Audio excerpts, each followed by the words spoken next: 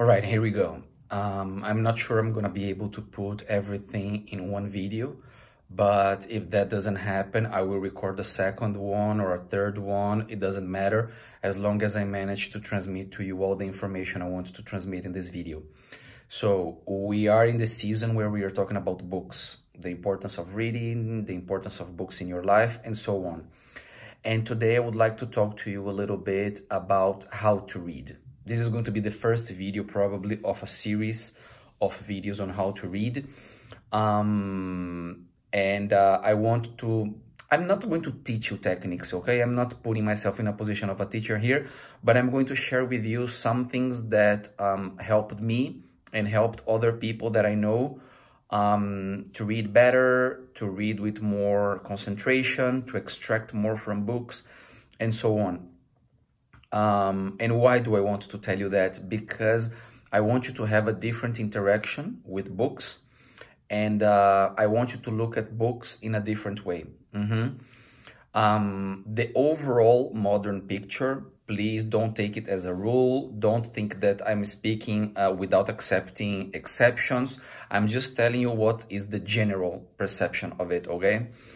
Books are seen as entertainment. So people go to a book and they want entertainment, they want fun, they want action, they want to read interesting things in the sense of entertaining. That's what's interesting for them.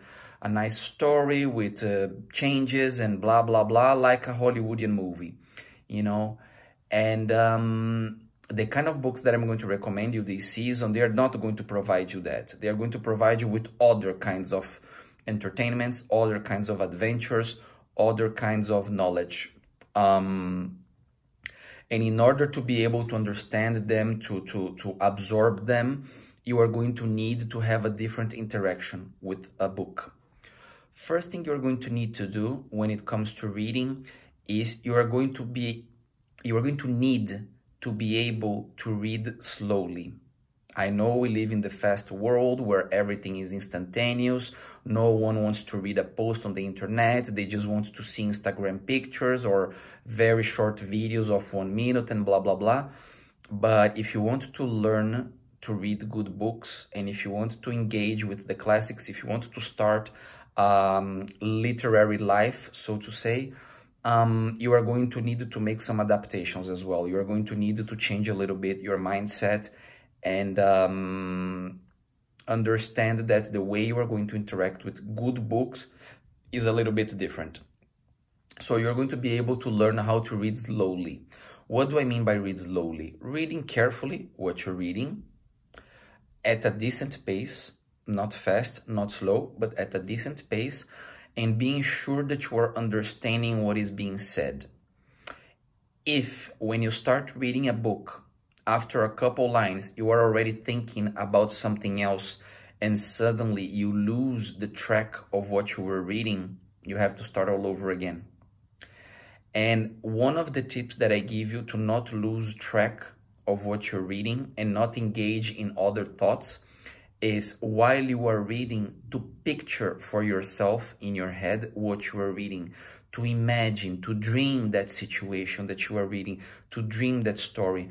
Even if it is something very theoretical or something that doesn't give you many colors and too much action and so on, to try to picture the author telling you that, as if you were talking to the author and the author is telling you something, and you picture that in your head. That means you try to stick to the book as much as you can. You try to stick to the story as much as you can. And never be afraid of returning and reading again a page, a sentence, a chapter, whatever it is, as long as you are able to understand what's going on. As long as you are able to arrive at the end of that page, at the end of that sentence, at the end of that chapter, and be like, okay, I know what this was all about. Maybe you don't need to understand the implications, the between the lines and so on, the theory or whatever, but you can remember what was written in there. You would be able to retell that little sentence, that little chapter, that little page again if someone asked you. That's the first thing that I want you to think of. Second thing that I want you to think of, when you read a book, you need to be able to interact. with the book. You need to be able to have some action with the book. I know that reading has already a little bit of activity. It's not just passive as receiving images from a television and so on, but you need to do more than just reading. You need to interact more with the book. So if you're going to read a good book, literature, philosophy, psychology, sociology, history, or whatever, don't even think about starting it without having a pencil with you, without having something to underline, to write notes, to write remarks, to underline whenever the author says something important or something that is important to you, that resonates on you, and so on. Always have a pencil or something to write when you're going to open a book, because you want to be writing down your doubts, your questions. You want to underline what you think it's important. You want to comment things on what you're reading. If there is something that you don't understand, you want to write on the side or at the bottom or wherever you have space in the book, but you want to be interacting more with the book. Another thing that I recommend you, if you are reading a book that has chapters, make an effort to always finish a chapter before you make a pause, before you stop. I know life is fast, you need to do things, maybe you have kids, a husband, a wife, maybe you're busy, you have work to do or something like this.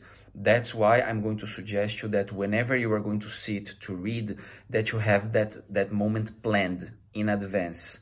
I'm going to take 1 hour of my day. I'm going to take 30 minutes of my day. I'm going to take 45 minutes of my day. I have a bit more of time. I have an hour and a half too. But that you plan that moment so that you can sit and concentrate on that and pay attention to that and not being worried about work, tomorrow, food, bills, kids, husband, wife, blah, blah, blah. You are going to be able to have that moment for you. It is very important that you manage to have that. It is very important that you have a time for yourself.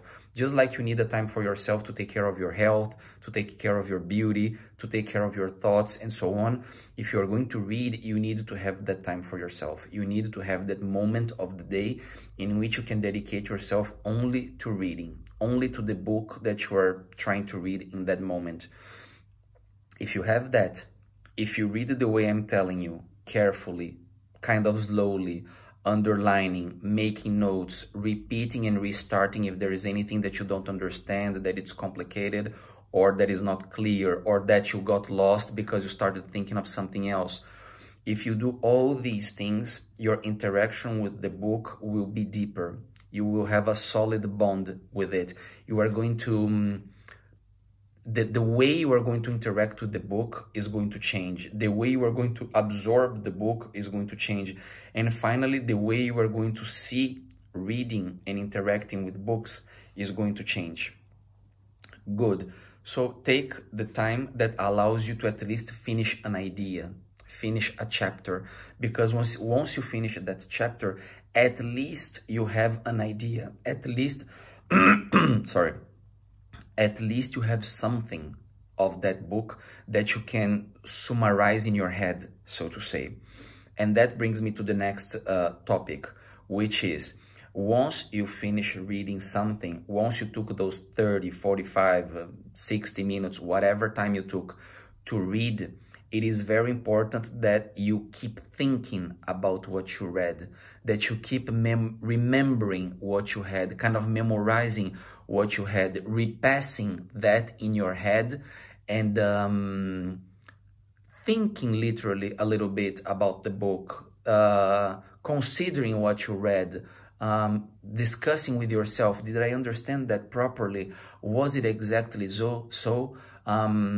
Is the author maybe trying to tell me something different in that passage, and so on? You keep bringing it back to your head, because if you close the book and immediately you start scrolling social media, immediately you go do something else, those ideas are going to be lost. Those ideas are not going to be reinforced in your head. You are going to delete that from your life, and you're going to engage into something else that is going to catch up your attention. And that thing, that investment of as many minutes as you did, is going to kind of fade away, is going to kind of be lost. And that's why you are not going to remember afterwards what you read. If you manage, after you read, to dedicate a little bit of time to think of what you read, to keep repassing and reviewing that in your head, discussing with yourself about what you just read, fixing the book in your head, fixing those ideas in your head will be way easier.